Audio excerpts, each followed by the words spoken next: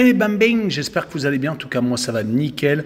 On se retrouve aujourd'hui pour une nouvelle vidéo avec deux championnats différents, la Serie A et la Ligue 2, la deuxième division française, avec 8 matchs analysés entre le 28 octobre et le 30 octobre. Les 8 matchs sont les suivants. En Serie A, la Juventus de Turin contre le Hellas Vérone. La première grosse affiche, l'Inter de Milan contre l'AS Rome. La deuxième, Naples contre le Milan AC.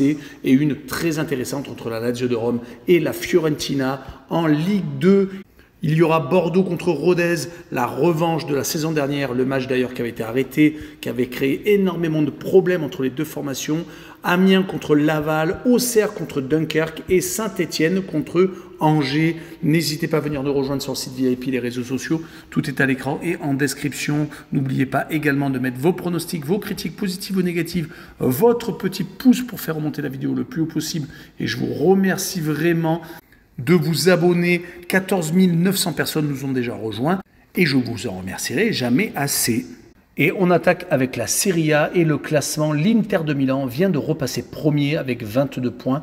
Deuxième, l'AC Milan avec 21 unités. Troisième, la Juve avec 20 points. Donc tout est resserré dans les 3 premières places. Quatrième, Naples avec 17 points. Cinquième, la Fiorentina avec le même nombre de points. Et sixième, l'Atalanta de Bergame avec 16 unités en fin de classement. Cagliari, l'équipe sarde, a seulement 3 petits points.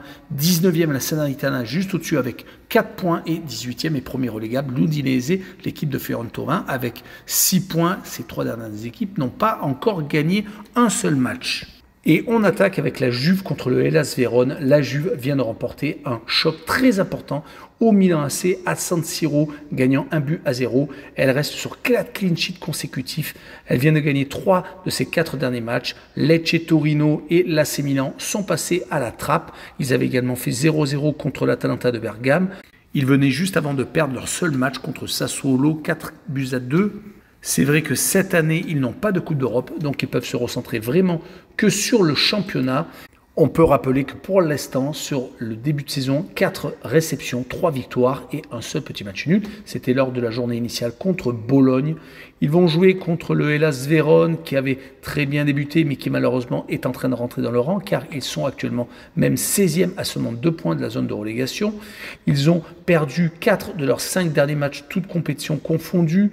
Ils avaient réussi à remporter leurs 2 premières rencontres, on peut le rappeler, contre Empoli et l'AS Rome, mais malheureusement depuis donc ces 5 défaites et 2 partages de points, ils viennent de perdre leurs 2 derniers matchs contre Frosinone, un des promus, et contre Naples 3-1.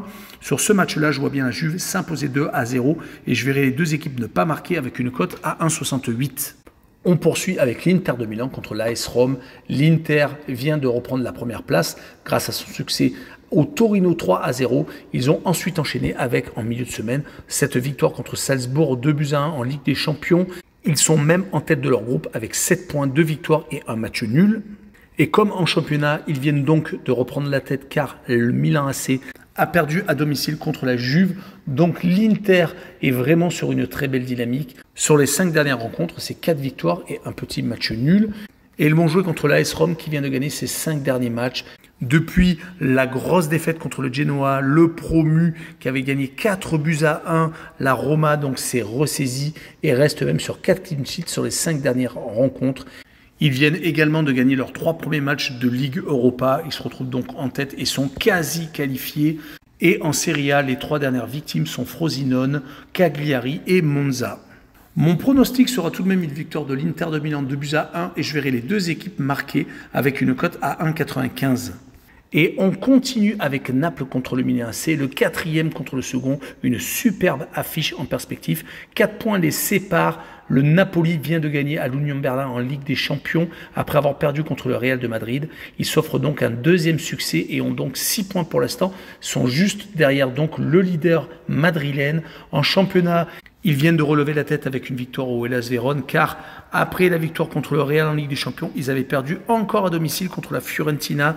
On peut noter qu'ils ont déjà perdu à 3 reprises à la maison car ils avaient également perdu contre la Lazio de Rome. Ils sont quand même franchement mieux quand ils se déplacent. Ils vont jouer contre le Milan AC qui de son côté vient de perdre au Paris Saint-Germain assez nettement. Même s'ils avaient fait un bon début de rencontre, il n'y a plus eu photo par la suite à partir du moment où Mbappé a ouvert le score. Cela fait donc 2 défaites consécutives car ils ont perdu le dernier match de championnat à la maison contre la Juventus de Turin. Dommage car ils étaient en tête de la Serie A. Cela fait donc 2 défaites en championnat après le cuisant revers contre l'Inter de Milan 5-1 en début de championnat. Sur cette rencontre, je verrai bien un partage de points entre les deux formations car le Milan AC a tendance à ne pas perdre au stade Diego Maradona depuis au moins 3 rencontres.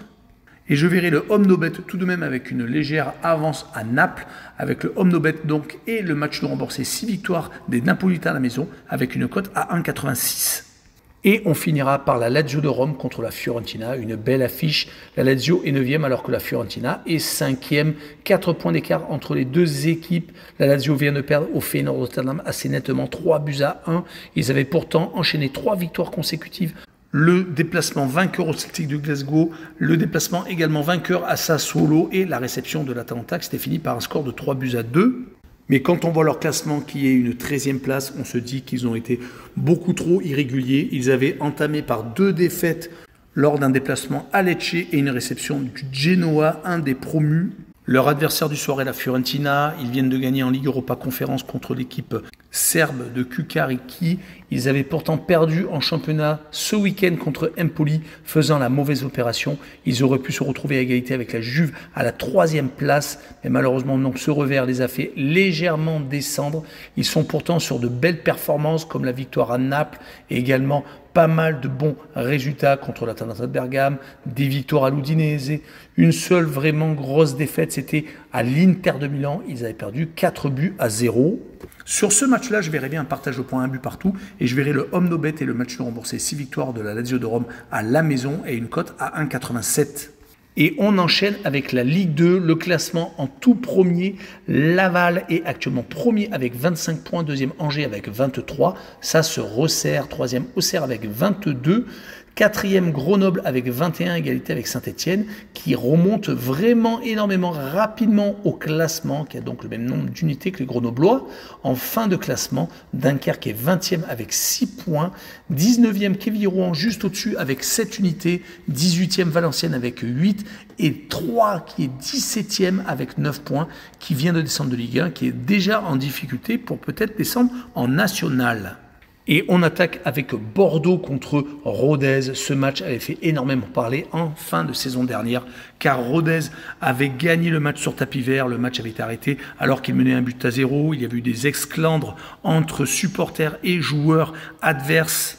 Le match avait donc été perdu par Bordeaux qui n'avait pas pu remonter en Ligue 1. Depuis donc de l'eau a coulé sur les ponts. Rodez est en train de jouer la montée. Ils sont actuellement 6e avec 18 points alors que Bordeaux malheureusement est en train de jouer la descente car ils ne sont qu'à 2 points du premier relégable 3. Ils ont changé d'entraîneur. Guillaume a été remplacé par Riera, l'ancien joueur de la tunique au scapulaire.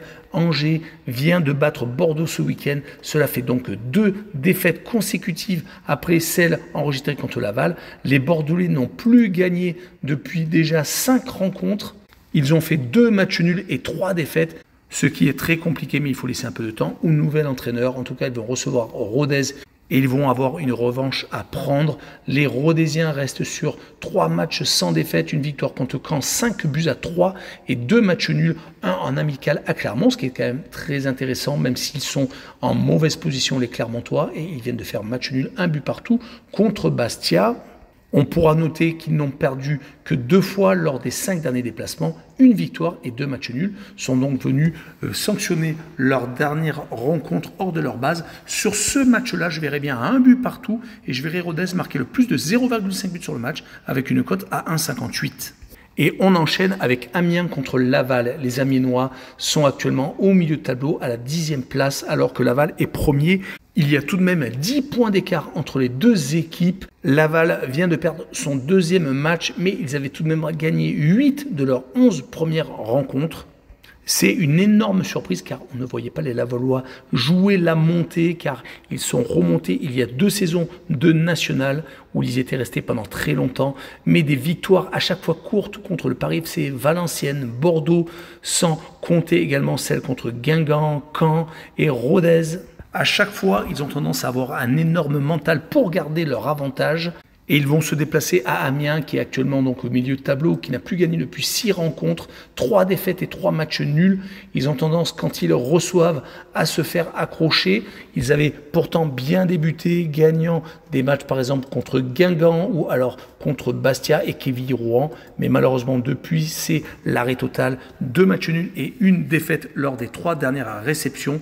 Sur cette rencontre, je les verrai faire 0-0 contre Laval et je verrai tout de même le Omnobet avec le match remboursé 6 victoires de Amiens à la maison avec une cote à 1,90. Et on poursuit avec l'avant-dernière rencontre de cette vidéo, Auxerre contre Dunkerque. Les Bourguignons sont très bien placés au classement. Ils sont actuellement 3e à 3 points du premier. Ils restent sur un match nul à Caen, mais ils avaient enchaîné une très belle série de victoires, 4 exactement. Ils n'ont plus perdu d'ailleurs depuis le 12 août. C'était lors de la seconde journée. Ils s'étaient inclinés un peu à la surprise générale. Depuis donc, ils ont fait quand même 4 partages de points, mais ont également gagné à 5 reprises, ce qui les a fait donc tutoyer les sommets.